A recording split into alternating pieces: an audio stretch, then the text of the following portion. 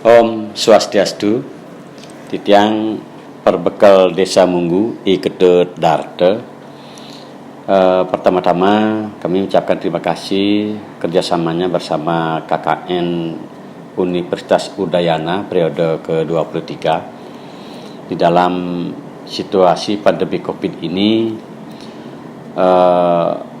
Kami pemerintahan Desa Munggu juga merasa sangat kewalahan melakukan kegiatan khusus untuk antisipasi, mengedukasi terhadap penyebaran COVID-19 ini. Nah, di dalam hal ini masyarakat kami sangat tertatih-tatih, sangat memprihatinkan, sangat cemas terhadap kehidupan kita di masyarakat, baik dari sisi ekonomi, dari sisi sosial kemasyarakatan, dari sisi keamanan. Itu semuanya terdampak, sangat berpengaruh terhadap kegiatan mereka di semua lini itu. Nah, khususnya sekarang di pemerintahan Desa Munggu berkeinginan membangkitkan ekonomi masyarakat dengan berbagai cara. Salah satunya kerjasamanya dengan Universitas Udayana melalui KKN 23 ini, yaitu melalui bimbingan atau pembuatan jamu yang mudah-mudahan itu dapat kami sebarluaskan, diedukasi oleh masyarakat juga untuk membangkitkan dari sisi ekonominya tersebut. Nah, kami berharap kegotong royongan ini bahu-membahu di semua bidang juga yang terdampak tadi. Masalah keamanan, kami mengucapkan banyak terima kasih kepada semua masyarakat sudah ikut berpartisipasi siskamlingnya di Banjar-Banjar membagi diri. Nah, di bidang kebersihan juga baik PKK Kramo Banjar, Sekotruno ikut membantu pemerintahan desa membersihkan melalui kegotong royongan setiap hari Minggu. Nah, terkait dengan dampak ekonomi ini, mari juga kita gotong royong membangkitkan diri, membangkitkan lembaga untuk mencari jalan keluarnya.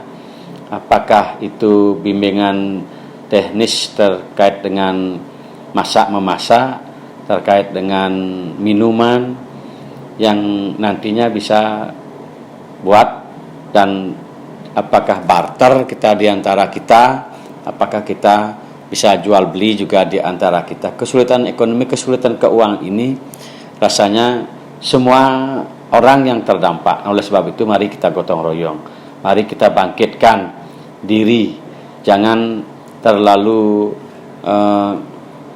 kalau tidak cemas ya pasti cemas.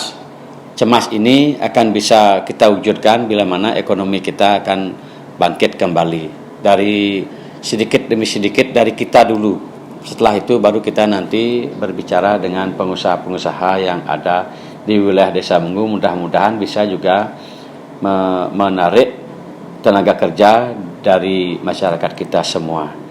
Nah, demikian dan sederengnya nih yang ngatur semua dalam ring jero bendesa, maka tigang jero bendesa titiang ring desa adat Munggu, adat Pane, adat Pujangga sudah juga mengaktifkan Satgas Gotong Royong Drwe nyane.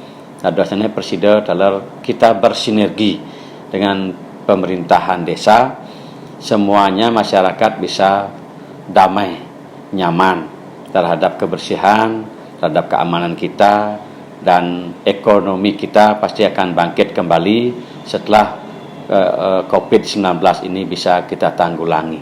Mari kita semangat dan semangat terus dengan catatan 6M tetap berjalan. 6M tetap berjalan. Asapunika kirang langkungannya di tiang lunas kang pengampura terhadap pelayanan kami di pemerintahan Desa Munggu. Senabdita untuk Pramo Santi. Om Santi Santi Santi Om.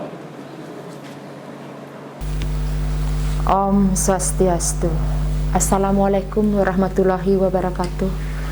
Salam sejahtera untuk kita semua.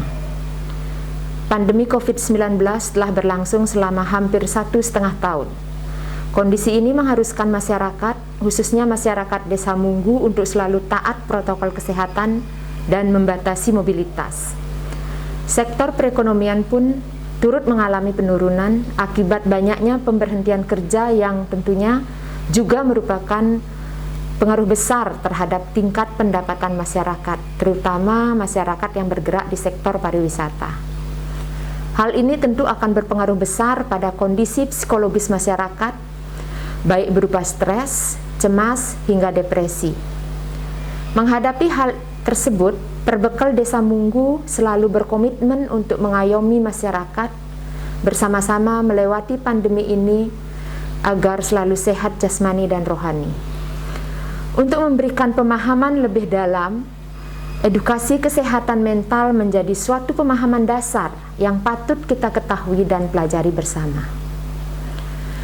Untuk itu, video edukasi pengelolaan stres, cemas, dan depresi yang merupakan persembahan dari KKN PPM Universitas Udayana periode 23 tahun 2021, Desa Munggu A diharapkan mampu memberikan pengetahuan dasar bagi masyarakat Desa Munggu agar kita bisa bergerak bersama melewati pandemi COVID-19 ini. Om Santi Santi Santi Om. Assalamualaikum warahmatullahi wabarakatuh. Salam sejahtera untuk kita semua. Om Swastiastu. Selamat pagi semuanya. Apa kabarnya nih? Semoga semua dalam keadaan sehat ya. Jangan lupa untuk menjaga kesehatan di tengah pandemi COVID-19 dengan tetap menerapkan protokol kesehatan. Kita tahu bahwa pandemi COVID-19 telah berlangsung selama lebih dari 1,5 tahun.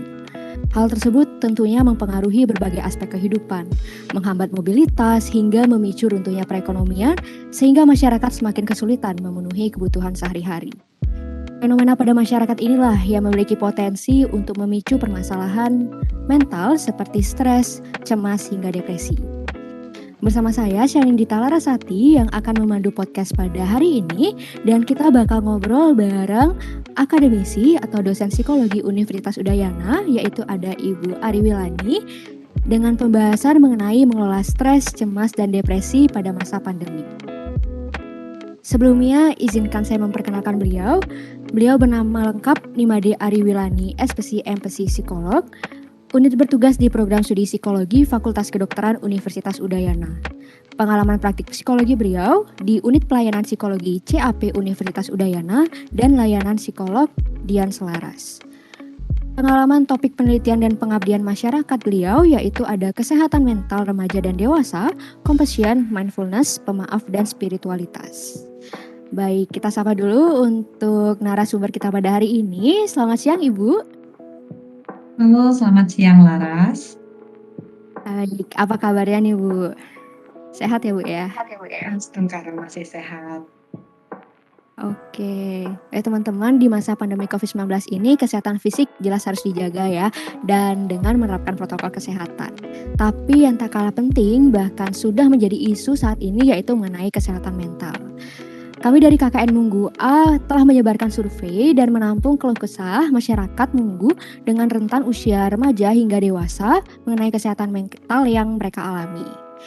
Namun sebelum itu mungkin masih banyak nih Bu yang belum tahu dan belum aware mengenai kesehatan mental. Jadi seberapa penting sih sebenarnya Bu kesehatan mental bagi kita manusia? Oke, terima kasih Laras atas guidance-nya. Ya, kalau kita bicara tentang kesehatan mental, ini sangat penting. Kalau kita mengacu pada definisi sehat menurut WHO, maka ada 3 aspek yang harus optimal gitu ya. Fisik, artinya tidak hanya bebas penyakit, tetapi juga kondisi mental yang optimal, artinya di sana ada kesejahteraan, kualitas hidup gitu ya, kebahagiaan, dan relasi sosial yang baik. Artinya di sini juga koneksi, kaitan, keterhubungan antara kesehatan mental dengan fisik itu kuat sekali. Jadi dari berbagai penelitian itu bisa dilihat ketika seseorang tubuhnya sedang tidak fit, tidak sehat, maka kesehatan mentalnya juga turut menurun gitu ya kualitasnya. Pun sebaliknya, ketika kesehatan mentalnya sedang rendah atau turun kualitasnya, kesehatan fisiknya juga mulai menurun. Artinya mulai muncul simptom-simptom atau gejala dari penyakit-penyakit tertentu. Kira-kira jadi keterkaitannya sangat erat sehingga akan jadi sangat penting sekali untuk bisa membalance semua aspek kesehatan fisik maupun mental.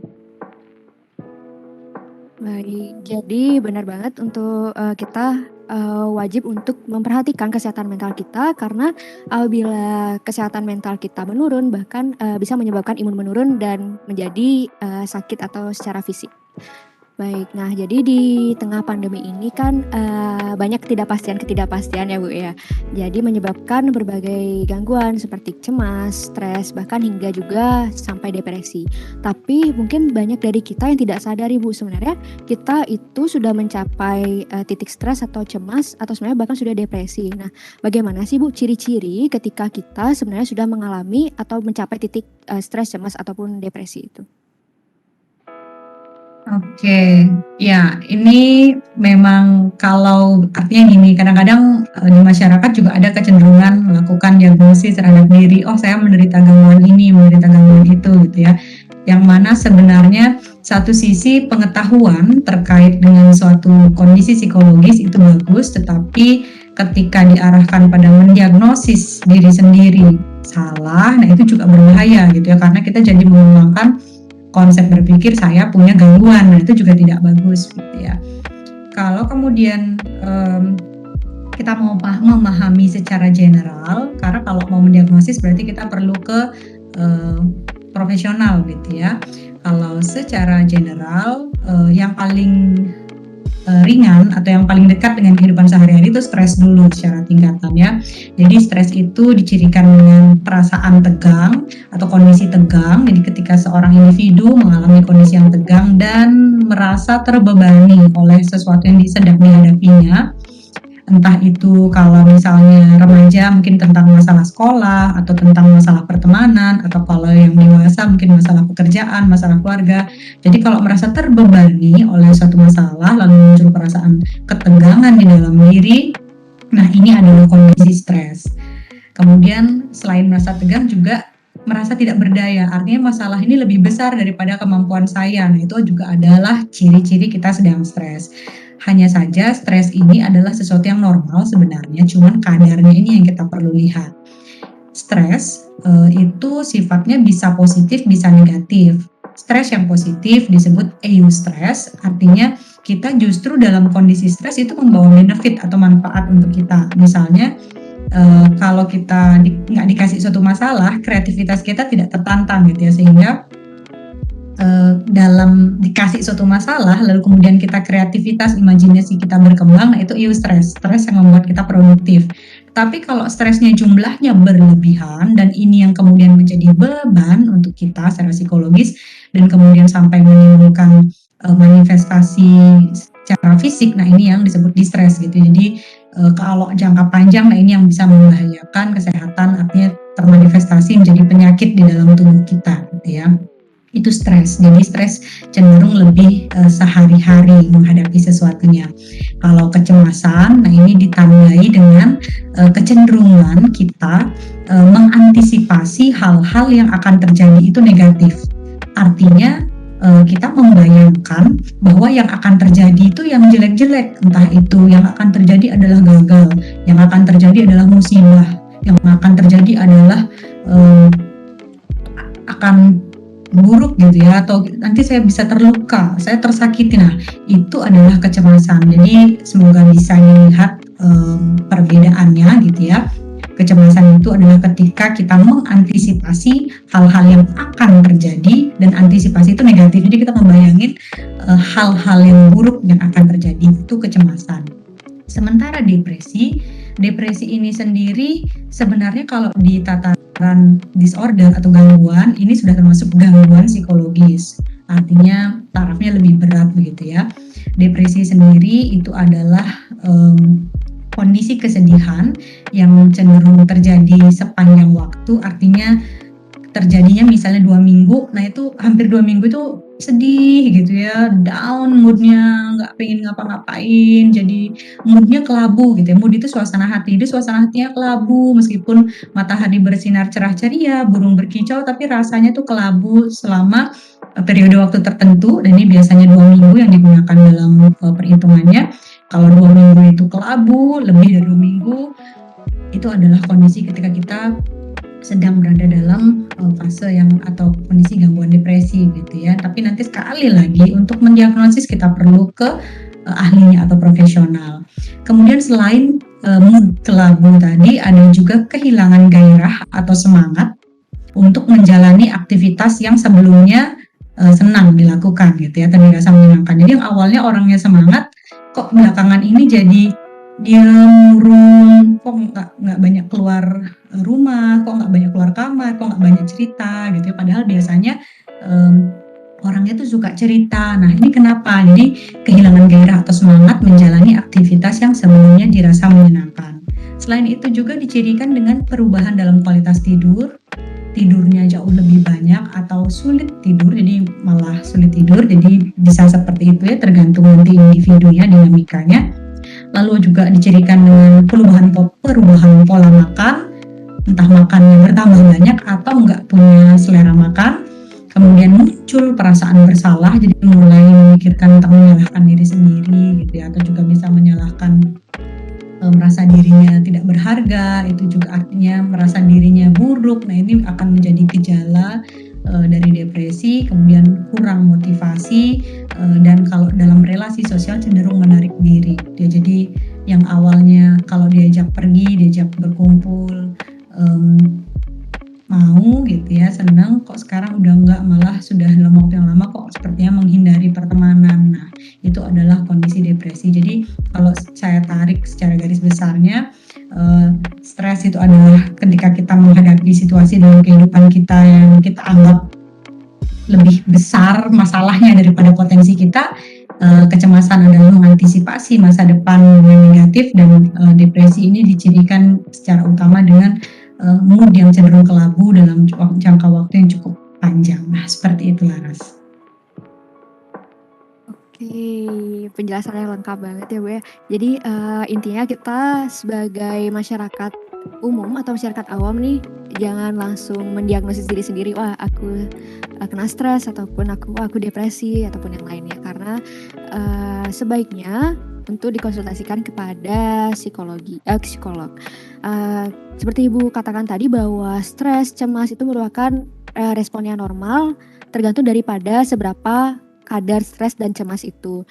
Nah, tapi mungkin kita agak bingung nih Bu, sebenarnya batasannya sampai mana nih kita bisa bilang, wah kita udah nggak normal lagi nih, kita harus konsultasi ke ahlinya. Itu batasannya sampai mana sih Bu, di titik mana kita harus konsultasi? Oke, nah sekali lagi kalau stres ini yang penting kita sadari gitu ya, bahwa memang ada dalam kondisi-kondisi tertentu. Kalau bicara stres ya, itu kita wajar ya kemudian menjadi lebih intens ketegangannya, terutama untuk hal-hal yang kita misalnya ujian atau ujian lah ya. Ujian itu kan menegangkan gitu ya, entah itu bagi mahasiswa atau bagi yang sudah tamat sekolah lalu mau masuk ke jenjang berikutnya, kan ada ujian yang ada seleksinya, itu kan cenderung menegangkan. Itu stres, itu wajar gitu. Jadi ketika situasi membuat situasi itu kritikal lalu kemudian membuat kita tegang, itu kita stres, itu sebenarnya wajar, tinggal tingkatnya sebenarnya seperti yang Lara sampaikan ya. Nah, kapan kita perlu menyadari, artinya kapan kita perlu merefleksi diri bahwa saya butuh bantuan profesional, jadi tidak bisa saya tangani sendiri lagi. Ketika ketidaknyamanan yang kita rasakan terkait suatu masalah itu sangat tinggi, ketidaknyamanannya sampai menghambat fungsi kita sehari-hari. Artinya kalau misalnya remaja gitu ya di Desa Munggu yang misalnya sudah bersekolah sebagai mahasiswa atau sudah bersekolah atau di SMA gitu sebagai pelajar, jadi karena stres terlalu berlebihan atau cemas berlebihan, jadi nggak bisa sekolah lagi, dalam konteks benar-benar nggak bisa misalnya dari rumah gitu, tapi nggak ada minat, nggak ada dorongan, dan tidak bisa melakukan sekolah dari rumah. Nah itu kita sudah anggap sebagai kondisi ini membutuhkan pertolongan profesional, jadi membutuhkan layanan dari profesional, atau yang sudah masyarakat di Desa Munggu yang sudah dewasa, sudah bekerja gitu ya, misalnya jadi nggak sanggup bekerja karena suatu alasan tertentu dalam konteks psikologis. Nah itu entah karena cemas, entah karena stres yang over, artinya stres yang terlalu tinggi tingkatnya, maka itu sudah memerlukan layanan dari atau bantuan dari profesional, entah itu psikolog, entah itu psikiater gitu ya. Kalau fungsi sehari-hari sudah terganggu, maka itu artinya kita membutuhkan bantuan profesional. Itu kira-kira yang bisa kebayang ya, ketika kita seorang ibu rumah tangga misalnya tidak bisa mengerjakan tugas kita karena nggak pingin, nggak mood gitu ya, tidak bersemangat sama sekali, itu adalah clue, petunjuk bahwa kita membutuhkan layanan psikologis atau layanan yang sifatnya perbantuan untuk membantu kondisi kita. Kira-kira seperti itu, Laras. Baik, berarti untuk teman-teman nih yang mungkin merasa jadi tidak produktif ya untuk menjalankan kegiatan sehari-harinya, mungkin bisa dipikirkan kembali apa sebenarnya kemungkinan mengalami gangguan kesehatan mental. Jadi jangan ragu lagi buat untuk konsultasi ke psikolog. Nah, mungkin stres dan cemas itu pasti kita rasakan dan merupakan respon yang normal. Nah, bagaimana langkah kita untuk mencegah supaya stres dan cemas itu bisa kita manage, jadi tidak terus berlanjut nih Bu. Laras, untuk masyarakat juga, entah itu yang remaja, entah itu yang sudah dewasa, dalam konteks pandemi seperti ini, stres menjadi sesuatu yang wajar gitu ya. Jadi kita nggak perlu, aduh saya kenapa ya secara psikologis kok nggak tenang gitu ya. Artinya karena memang kita sedang menghadapi banyak krisis gitu, entah krisis secara kita lihat dari sudut pandang kita ada ekonomi, entah itu pendidikan, atau entah itu relasi gitu ya. Kita memang sedang, atau kesehatan kita yang terancam, kita memang sedang berada dalam kondisi pandemi, artinya situasi yang stressful gitu ya. Dan dalam kondisi ini stres itu wajar. Kalau dibilang mencegah biar nggak stres, secara teori selama kita hidup kita akan bertemu dengan stres gitu ya. Jadi yang bisa kita lakukan adalah memanage, mengelola tingkat stres kita masih dalam kadar yang aman, artinya tetap kita bisa produktif gitu ya, dan justru memanfaatkan energi stres itu untuk mendorong kita bekerja lebih baik atau mencari solusi dengan lebih efektif gitu ya. Nah, untuk bisa memanage atau mengelola supaya kadar stres kita tetap aman, kita bisa mengontrol diri kita, salah satu teknik atau cara yang menurut saya relevan, cocok, itu adalah dengan memfokuskan kesadaran pikiran kita pada kondisi saat ini dan di sini gitu ya. Kalau cemas itu kan kita mengantisipasi masa depan dengan negatif, jadi membayangkan hal-hal buruk terjadi di masa depan, besok lah, 2 minggu lagi, atau 2 bulan lagi gitu ya. Sehingga kita untuk mengelola itu, mengurangi itu, kita arahkan pada kesadaran kita saat ini. Kalau sekarang sedang masak gitu ya, kalau misalnya ibu-ibu atau yang anak-anak masak gitu ya, bapak-bapak yang masak, kalau lagi masak arahkan kesadarannya pada memasak. Oh ya, saya lagi memotong bawang, oh ya saya lagi memotong bahan-bahan yang lain saat saya sedang menggoreng. Jadi tidak lompat pikirannya membayangkan aduh nanti gimana ya gitu. Itu salah satu strategi yang menurut saya kita bisa terapkan gitu ya, karena ada hal-hal yang di luar kendali kita, termasuk terinfeksi atau tidak virus COVID. Ini kan gimana ya, kalau sudah terinfeksi daripada kita bingung menyesali atau bingung dengan mencari ini gimana kok kenapa saya yang kena atau bagaimana saya bisa kena, daripada kita bingung dengan memikirkan hal itu, hidupnya pikirannya kita arahkan satu-satu gitu ya. Jadi saat ini saya misalnya sedang ngobrol sama Laras secara virtual seperti ini, maka saya tidak perlu mencemaskan apakah nanti saya masakannya gosong atau nanti saya mau cuci baju atau mau enggak. Jadi arahkannya satu-satu. Nanti setelah selesai kegiatan ini maka saya akan mengerjakan hal lainnya. Ketika saya mengerjakan hal lain, saya berfokus dengan itu. Itu akan sangat membantu kita mengurangi atau mengelola tingkat stres kita, tingkat kecemasan kita itu relatif lebih terkendali gitu ya, lebih aman.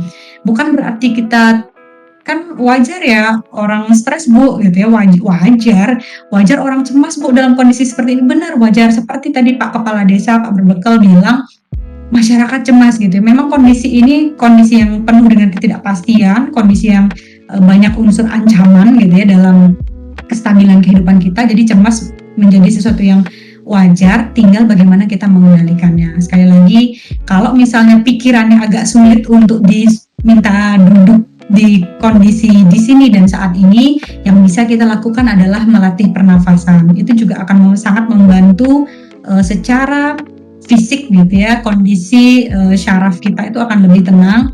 Jadi nafasnya diatur sambil diingatkan secara pikirannya. Misalnya begini, tarik nafas, jadi nafasnya panjang, udah tarik nafas, hembuskannya tambah panjang, tarik nafas panjang, hembuskan yang panjang, tarik nafas panjang, hembuskan yang panjang, dan arahkan pikiran yang tadinya, aduh besok gimana ya, aduh 2 hari lagi gimana, arahkan pada, oh ya saya sedang memotong bawang untuk masak, saya sedang kalau memang lagi ngepel, oh ya saya sedang mengepel gitu ya, sehingga itu adalah salah satu cara yang ringan, artinya bisa dilakukan oleh siapa saja, di mana saja, selama sudah memahami penjelasan ini gitu ya. Itu teknik yang bisa kita lakukan untuk mengelola kadar atau tingkat stres dan kecemasan kita masih dalam kondisi yang kita tetap bisa berdaya. Dalam kondisi yang krisis atau pandemi ini kita tetap berdaya gitu. Artinya kalau kita merasa berpikir tidak berdaya, itu sudah melemahkan. Jadi dengan ini kita juga melatih pikiran kita untuk, oh ya saat ini udara masih ada, kebutuhan saya tetap masih ada, meskipun kita was-was tapi masih ada, saya masih dikasih kehidupan, maka saya fokuskan di sini saat ini. Kalau sudah gilirannya mempersiapkan yang esok, 2 jam lagi misalnya saya mempersiapkan untuk yang esok, ya pada saat 2 jam lagi itu lagi here and now-nya gitu ya. Jadi di sini dan saat ini, nah itu akan sangat membantu untuk mengelola stres dan kecemasan masih dalam tingkat yang relatif aman lah untuk kesehatan mental kita ya. Nah itu saya kira Laras. Baik, tips yang ringan tapi sangat implementatif sekali ya Bu ya. Jadi simpel banget yang bisa teman-teman Bapak Ibu lakukan sehari-hari di rumah. Nah, mungkin dalam jalannya kita mengalami stres, cemas, kita juga pasti perlu untuk semangat untuk bertahan di tengah pandemi ini Bu. Mungkin Ibu ada tips-tips nggak sih untuk mempertahankan atau survival spirit kita atau semangat untuk bertahan di tengah pandemi ini? Baik, makasih Laras pertanyaannya. Nah, ini sebenarnya kita butuh disiplin melatih pikiran kita gitu ya, yang kalau kita otomatis mencemaskan atau otomatis memikirkan hal-hal negatif yang akan terjadi, sekarang kita melatih pikiran kita untuk secara sadar bawa ke kondisi di sini, kondisi saat ini gitu ya. Jadi memang kita perlu latihan. Jadi kalau ada dalam psikologi namanya resiliensi gitu ya, kemampuan untuk kita bangkit lagi, lenting lagi, artinya ketika jatuh bangkit lagi, ketika bengkok melenting lagi, bangun lagi gitu ya. Jadi kita memelihara semangat, memelihara harapan dalam kondisi-kondisi sulit gitu ya. Tetap kita memelihara saatnya kita berdisiplin untuk mengingatkan diri, mengelola pikiran kita yang lebih banyak isinya yang negatif gitu ya, yang kayaknya besok yang jelek yang akan terjadi. Nah itu yang kita arahkan, besok pasti lebih baik, atau kita arahkan pada memelihara harapan bahwa badai ini, krisis ini, pandemi ini itu pasti akan berakhir. Jadi tidak ada sesuatu yang abadi gitu. Itu juga salah satu cara di mana kita bisa memelihara harapan. Terus ini pasti ada akhirnya gitu ya. Entah kita belum tahu kapan. Kita berharap sesegera mungkin, tapi kita memiliki keyakinan bahwa kehidupan ini akan semakin membaik. Ya namanya keyakinan ya, keyakinan juga kita perlu tanamkan, artinya pikiran yang kita tanamkan di dalam diri kita dan kita yakini kebenarannya bahwa kehidupan ini akan mengarah pada hal-hal yang lebih baik, karena itu akan memberikan atau menumbuhkan rasa optimisme dalam diri kita, dan ini baik untuk kesehatan mental kita. Bukan berarti kita menutup mata dari masalah, bukan, tetapi kita tahu ada masalah yang real memang sedang kita hadapi, tapi kita juga memelihara dalam mental kita bahwa kita bisa melakukan sesuatu dalam kondisi ini, dan segala potensi yang kita miliki kita bisa periksa lagi kemampuan-kemampuan kita, sumber daya kita, lalu kita arahkan untuk mencari solusi atas masalah apapun yang sedang kita hadapi. Nah, kira-kira seperti itu, Laras. Baik, nah banyak sekali mungkin berita-berita tentang COVID yang kita dengar baik di TV, radio maupun yang saat ini lagi booming yaitu sosial media.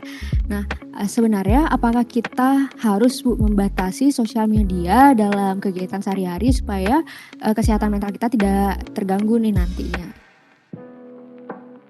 Oke, kalau tentang penggunaan sosial media, pada dasarnya kalau itu dilakukan dalam porsi yang tepat, maka itu tidak apa-apa, karena sosial media dalam kondisi yang kita tidak bisa berkumpul secara sosial, kita yang biasa budaya kolektif, budaya bareng-bareng sekarang harus diam di rumah gitu ya, kita harus melakukan banyak hal itu secara menjaga jarak. Nah, media sosial sebenarnya menjadi salah satu fasilitas kita bisa berkoneksi, berkomunikasi, tetap terhubung dengan orang lain meskipun tidak secara langsung, artinya tidak secara fisik begitu ya. Sekali lagi, kalau porsinya tepat. Nah, kalau porsinya berlebihan apapun itu, saya pikir menjadi sesuatu yang tidak atau membahayakan juga gitu ya. Terutama ketika kita mempercayai mentah-mentah, kita nggak menyaring dulu informasi yang kita dapatkan dari media sosial. Media sosial ini menjadi sarana edukasi sekaligus juga sarana yang bisa menyebar hoax gitu. Jadi kita masyarakat terutama di Desa Munggu juga perlu lebih kritis.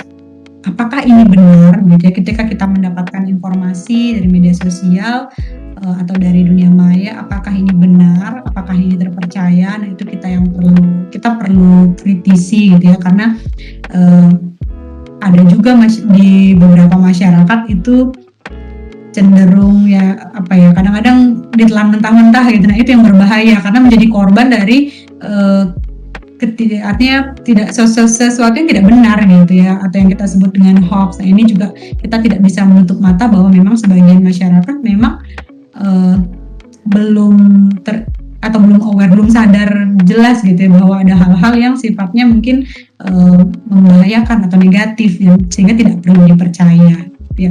Sehingga kalau dibilang nggak boleh sama sekali, nggak juga, tapi kita lihat juga porsi, kemudian kita lihat juga kebenarannya, bagaimana memproses kebenarannya. Nah, saya pikir itu juga kita perlu mengedukasi diri bersama-sama. Kira-kira seperti itu, Mas. Ya, baik. Jadi kita harus sadar dengan batasan diri masing-masing dalam penggunaan sosial media. Bahkan sosial media juga bisa membantu kita mungkin meningkatkan kondisi kesehatan mental kita karena bisa dengan interaksi dengan orang banyak atau dengan teman-teman. Baik. Kami mengumpulkan pertanyaan melalui kuesioner, Bu, dan didapatkan sebanyak 47,1%. Kadang-kadang remaja merasa tidak memiliki masa depan, dan 17,6% sering merasa tidak memiliki masa depan. Mungkin ini ada kaitannya dengan quarter life crisis, di mana ditambah lagi di masa pandemi yang penuh ketidakpastian ini, Bu ya. Jadi mungkin Ibu bisa sedikit menjelaskan, Bu, apa sih sebenarnya itu quarter life crisis dan bagaimana cara menghadapinya, apalagi khususnya bagi kita remaja. Oke. Quarter life crisis ini adalah suatu kondisi krisis yang terjadi di antara rentang usia pertengahan 20-an tahun sampai di pertengahan 30 tahun lah kira-kira ya. Ini adalah suatu kondisi di mana seseorang atau individu itu sebenarnya sudah mulai mandiri, artinya sudah lepas dari tanggungan orang tua, lalu sudah mulai pokoknya mandiri gitu ya, mulai membangun kehidupannya sendiri. Nah, pada saat ini ada kecenderungan untuk membandingkan diri dengan orang lain gitu ya, melihat orang lain, oh pekerjaannya kok sepertinya lebih baik daripada saya, kok sepertinya lebih menyenangkan. Terus yang sudah berkeluarga kok sepertinya dia lebih harmonis daripada saya. Kemudian atau kok itu sudah berkeluarga, saya kok belum gitu ya. Ini yang atau secara pribadi kok sepertinya saya ada yang kurang dalam hidup ini, padahal sudah merdeka, mandiri gitu ya, artinya sudah tidak lagi di bawah kontrol orang tua ya, nggak lagi, ada kita udah bebas membuat keputusan sendiri gitu karena sudah masuk usia dewasa, tapi kita kayak ngerasa bingung mau bagaimana. Nah ini biasanya terjadi di rentang usia itu, di rentang pertengahan 20-an ke menuju 30-an.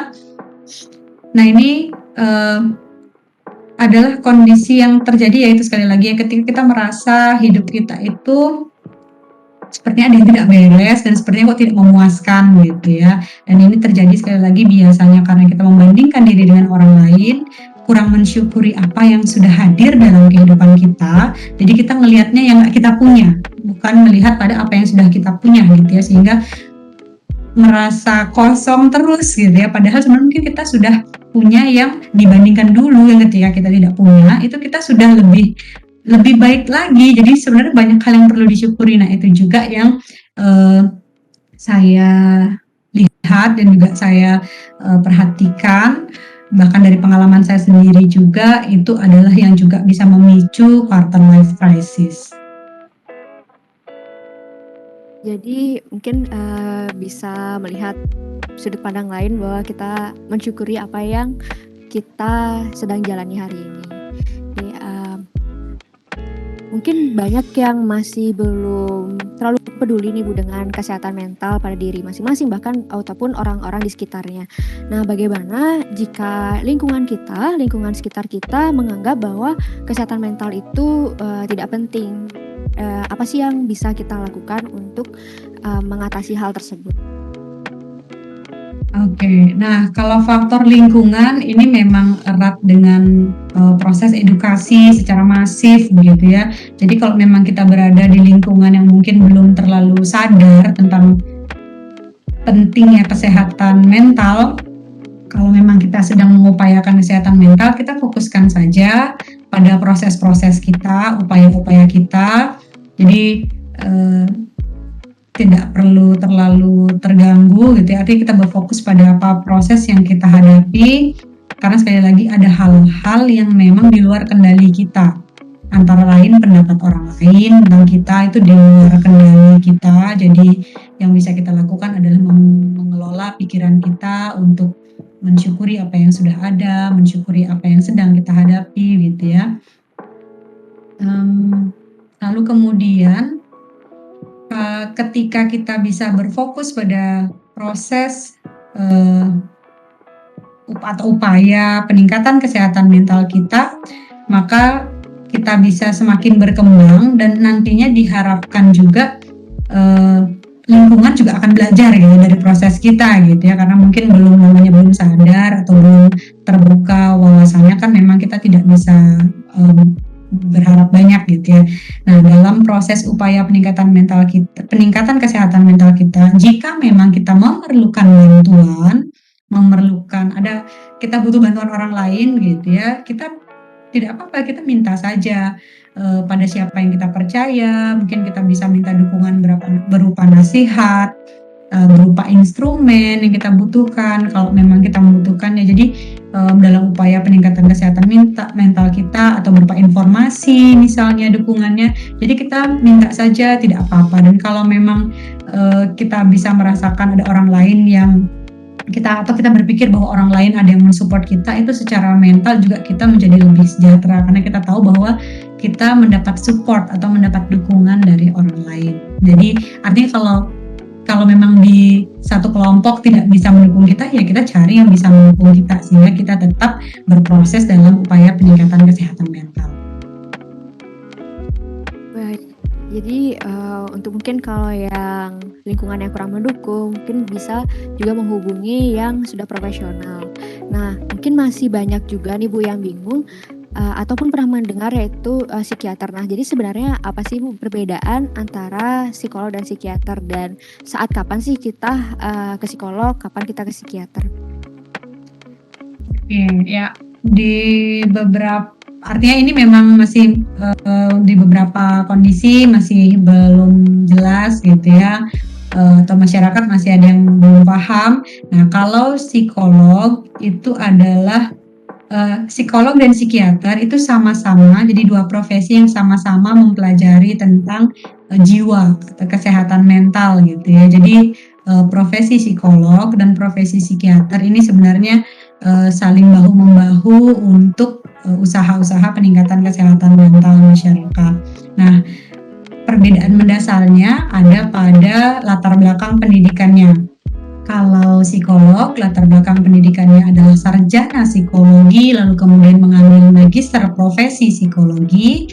Kalau psikiater itu adalah dokter, jadi pendidikan dasarnya dokter, lalu kemudian mengambil spesialisnya adalah tentang spesialis kesehatan jiwa atau SPKJ gitu ya. Nah, itu adalah psikiater dan akan berbeda, sama-sama bisa memberikan layanan psikoterapi, tapi pendekatannya biasanya sedikit berbeda. Biasanya kalau dokter kan sudah punya ilmu medis ya, dasar-dasar medis, jadi bisa melihat suatu masalah atau suatu gangguan psikologis atau gangguan mental itu dari sudut fisik yang lebih komprehensif gitu ya. Jadi ada penanganan medis yang bisa diberikan, termasuk farmakologi ya, artinya memberikan meresepkan obat itu bisa. Sementara kalau psikolog tidak memiliki dasar-dasar pendidikan medis, tidak bisa memberikan layanan tindakan medis maupun obat gitu ya. Jadi lebih banyak memberikan psikoterapi, layanan konseling,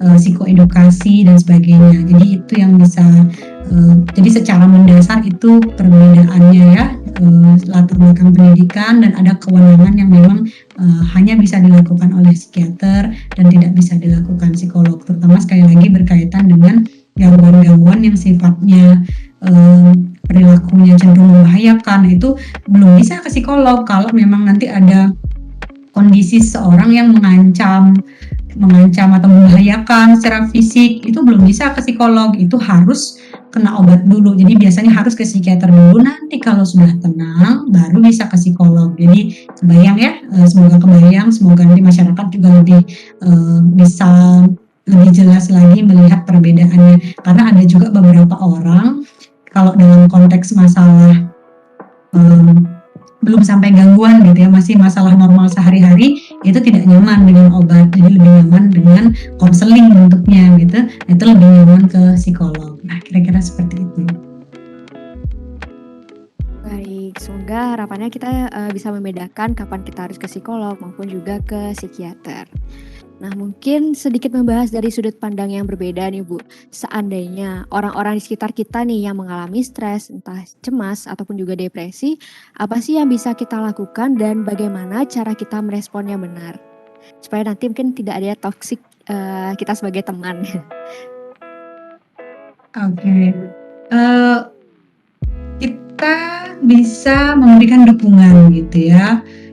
Kalau masih dalam masalah normal sehari-hari, kita bisa menyediakan tenaga untuk mendengarkan gitu ya, mendengarkan keluhan atau mendengarkan masalah, lalu kemudian membantu sebisa kita gitu ya. Jadi kita memberikan dukungan itu kan tidak hanya, kadang-kadang orang tidak membutuhkan nasihat tetapi butuh didengar gitu ya. Jadi ya udah didengarkan.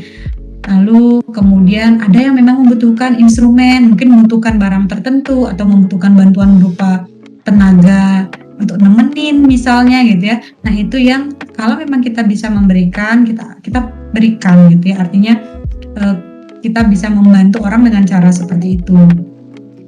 Lalu hal lain yang juga tidak kalah penting itu adalah tidak memberi judgement negatif, tidak menstigma gitu ya. Oh, kamu punya masalah kesehatan mental gitu ya. Jadi bukan menstigma dia buruk, bukan gitu ya. Karena sekali lagi stres, kondisi cemas itu adalah kondisi yang manusiawi begitu ya. Kita memang bisa mengembangkan itu dalam kondisi-kondisi yang sangat menekan, dan stres, sekali lagi kalau stres itu kan wajar ya dalam kehidupan sehari-hari, tingkatnya saja yang kita perlu perhatikan apakah mengganggu atau tidak, lama atau tidak gitu ya, artinya berkepanjangan atau tidak. Jadi yang bisa kita lakukan adalah memberikan dukungan. Kadang-kadang memberikan dukungan apa ya Bu Arya? Kan saya nggak tahu gitu ya. Yang paling gampang tuh bertanya, Kak, apa yang bisa saya bantu gitu ya. Dan biasanya kalau orang memang agak tertutup, nggak apa-apa, kita tunggu aja, kita coba menawarkan bantuan. Tapi kalau orangnya cukup terbuka, mereka minta bantuan dan kita memang bisa membantu, itu akan sangat meringankan kondisi atau masalah psikologis yang sedang dihadapi oleh orang lain. Nah, begitulah. Jadi sebenarnya secara budaya kita sudah cukup punya budaya gotong royong gitu ya. Jadi tadi juga Pak Kepala Desa ada satgas gotong royong yang juga sebenarnya membantu meringankan ketika ada warga yang isoman, ketika tidak bisa banyak beraktivitas tapi kebutuhan tetap harus dipenuhi. Nah, itu yang bisa saling dukung, saling memenuhi dengan tetap memperhatikan protokol kesehatan. Nah, kira-kira seperti itu penerapannya. Baik. Jadi kita sebagai bapak, ibu, ataupun sebagai teman-teman juga selain mementingkan kesehatan mental kita sendiri, juga kita harus lebih peka nih dengan orang-orang di sekitar kita. Mungkin kita nggak tahu apa yang mereka rasakan, apa yang mereka pikirkan. Jadi kita sama-sama untuk saling rangkul untuk sama-sama peduli terhadap kesehatan mental antara satu dengan yang lainnya. Baik, tidak terasa sudah lebih dari setengah jam kita lalui bersama ngobrol bareng dengan Ibu Ari. Mungkin sebelum kita akhiri Bu untuk perbincangan kita pada hari ini, apakah ada closing statement atau pesan nih untuk seluruh masyarakat, khususnya masyarakat Munggu yang menonton video ini dalam mengelola kesehatan mental khususnya di tengah pandemi COVID-19 ini? Silakan Bu. Oke, terima kasih Laras. Ya, jadi kepada masyarakat secara umum dan secara khusus di Desa Munggu ya, untuk lokasi KKN Mahasiswa UNUD yang ke-23 tahun 2021, mari kita bersama-sama tetap saling memberi dukungan kepada siapapun di sekitar kita yang membutuhkan bantuan, karena dukungan sosial bentuknya bisa nasihat, bisa berupa instrumen atau barang gitu ya, berupa informasi, itu sangat dibutuhkan dalam masa pandemi seperti ini. Tetap menjaga kesehatan fisik dan mental sesuai dengan kenyamanan masing-masing, serta memelihara semangat dan optimisme bahwa kita pasti bisa melalui proses ini dengan sebaik-baiknya. Selain itu, perlu juga kita memiliki kesadaran yang tinggi untuk mematuhi protokol kesehatan sesuai dengan anjuran pemerintah, sehingga kita juga diharapkan menjadi agen dalam memutus penyebaran rantai virus, sehingga harapannya pandemi ini bisa segera berakhir dan kita bisa menjalani kehidupan ini dengan lebih tenang gitu ya, kewaspadaan kita berkurang, sehingga kondisi kesehatan mental, aspek fisik, kesehatan secara sosial pun itu akan bisa tercapai dengan optimal. Dan jika masyarakat ada yang membutuhkan layanan konseling terkait dengan masalah psikologis selama pandemi, maka masyarakat dapat menghubungi telepon dengan menekan 119 extension 8 untuk mendapatkan layanan sejiwa atau layanan sehat jiwa. Layanan ini merupakan kerjasama dari Himpunan Psikologi Indonesia dengan kantor staf Kepresidenan Republik Indonesia. Selain itu, untuk kalau masyarakat ingin mendapatkan informasi mengenai perkembangan kasus COVID di Indonesia, maka juga bisa mengakses website covid19.go.id. Ini supaya kita mendapatkan informasi yang benar, sehingga kita tidak salah dalam menafsirkan situasi. Demikian closing statement dari saya. Terima kasih banyak. Baik. Terima kasih banyak kepada Ibu Ari Wilani yang sudah berkenan sebagai narasumber pada podcast kali ini. Perbincangan yang sangat informatif dan semoga nantinya podcast ini dapat bermanfaat untuk seluruh masyarakat, untuk teman-teman Bapak Ibu yang sudah menonton podcast dari KKN Desa Munggu A. Terima kasih juga kepada seluruh masyarakat yang sudah berkenan mendengarkan podcast kali ini. Semoga podcast kali ini dapat bermanfaat bagi kita semua. Saya Laras, selaku moderator, mohon pamit undur diri. Mohon maaf apabila terdapat kesalahan yang tentunya tidak kami sengaja. Saya tutup dengan Om Santi Santi Santi Om. Sampai jumpa dan salam sehat.